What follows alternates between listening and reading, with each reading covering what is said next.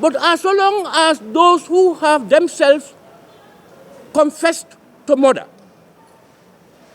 are walking around about the streets of the Gambia and outside, as long as the TRRC has not concluded its report to make recommendations to say, for instance, that Yankuba Touré should be prosecuted for murder or not, and others for that and that, any sensible human being who is not prejudiced, why should Yankuba alone then be prosecuted before the report of the TRRC is out 2 years ago?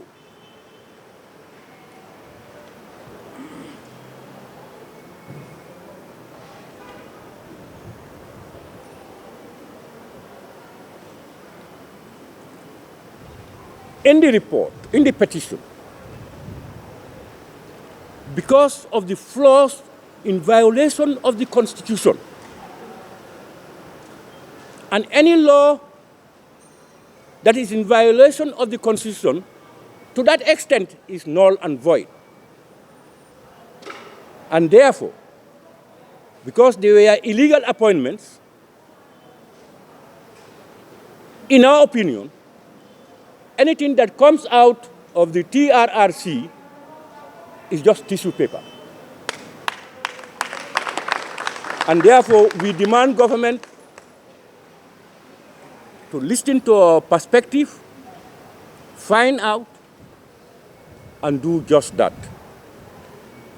This, in short, in summary, we will come out with a comprehensive press briefing, as we used to do, on all areas, and we will give evidences and proofs. Because our petition is not done with emotions, it's factual, it's based on evidence, and as per our 1997 Constitution. And we, also, as citizens of this country, reserve the right to cry foul wherever and whenever it occurs. This is the beginning of a process. We await the report of the TRRC and its so-called recommendations. We will come out again and put it under microscope for Gambians, unbiased Gambians, because we know there are people who already have formed opinions. We are not talking to those people. To listen to what we say, and throughout, since 1997, we have stated, and we will continue to state, and we allow the press to challenge us. We don't misinform, we don't lie against a system or a government, we don't disrespect, we are disciplined, we are focused. But we are as strong as the Rock of Gibraltar. I will just stop here, and then as the spokesperson said, we will invite few questions. And once again, I want to thank you for sparing time and energy to honor our invitation. Once again, thank you. Thank you for your time and patience, and also all constraints that you've gone through. We want to apologize. And like I mentioned earlier, we'll take few questions. And I would want to say, let's put relevant questions in order not to deprive others the opportunity to ask important questions. But if I say few, I mean few. I will not make any specific number. But if I determine to say that it will be the last, so it will be. And like I said, it's just a summary about this petition. We cannot preempt what is in it. So if you want to ask questions to get answers from what is in the petition, it will be a wasteful question. I want to guarantee that, because the statement has definitely been clarified that we're open to share. We'll take your email addresses. You can send it to me. It could be written, and we'll give you the full copy of the petition when the time is due. And again, you must state your name, which media you represent. Then you ask one question at a time so that others will also have the opportunity. And raise your hand if you have any question, please, and I'll be able to point out. Thank you. We begin. Come closer. You can come closer. So that we hear.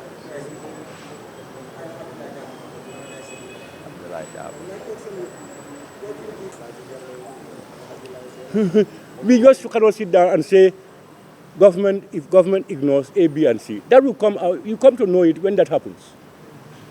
But we are positive that government will give every citizen open ears to whatever petition or complaints they have. That's what we are positive about.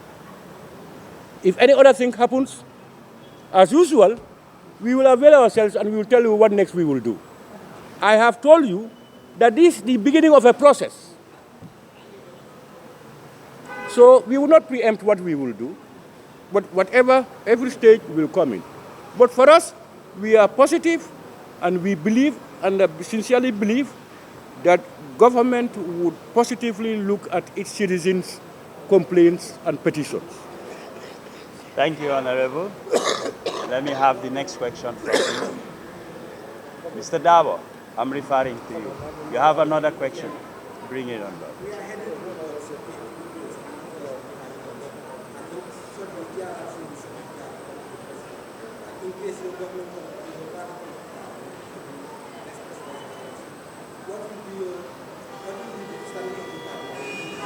For the?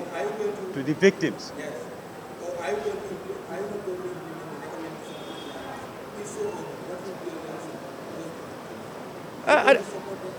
Unless you tell me the recommendations of the TRRC, whether we are going to, before you say we are going to implement or not to implement, we know what is there. We don't know. So I cannot tell you whether we are going to implement or not to implement. But I think your concern actually is if we come to government and we have the victims of the TRRC, whether we are going to throw them away or we are going to do anything about it. What is clear is victims of these people, certain victims of the TRRC, of some of the atrocities, are Gambians. They deserve a right. Even now, we want genuine victims to have reparations taken care of and all other things. What we differ actually is somebody comes to the TRRC and tells you that Babili Mansa or the head of state or this one is the one who asked me to do A, B, and C. Anybody. No justification, no other witnesses, no collaboration, nothing. And you take that as the truth. Is that sensible? So if tomorrow somebody goes to the TRRC and says President Barrow is the one who asked us to kill Haruna Jatta, just because of that he should be punished? What we are saying is, let's establish the facts as per the laws of the Gambia, and honestly and sincerely, by honest and sincere people who can be trusted. And then we move forward. We are not saying that we were here for 22 years, we made no errors. Which government in the world will you see that? Anywhere in the world. No government. Nowhere in the world. No perfection of human endeavor. All what we are saying is, let's know our weaknesses and our limitations so that Gambians will learn from it and we try to avoid a recurrence, and those who were illegally victimized be taken care of. We are not opposed to that. But we don't want it to be used to satisfy the inner interest of individuals to victimize others. We say no. That's all what we are saying. Thank you. Yes, Omar. Can you come closer so that we can hear one at a time? Now, let's make it clear. I said it, I don't know whether you misunderstood me. This petition has nothing to do about the recommendations that are to be received on Friday. I've said that very clear. This is about holistically observing the process of the TRRC, the appointments, the behavior, the processes, etc. as per our constitution, and we are quoting those things to make sure that those things are taken into cognition, and then therefore, if those things stand, it means the report of the TRRC is null and void.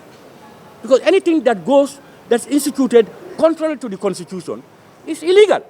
And anything illegal cannot be accepted by government.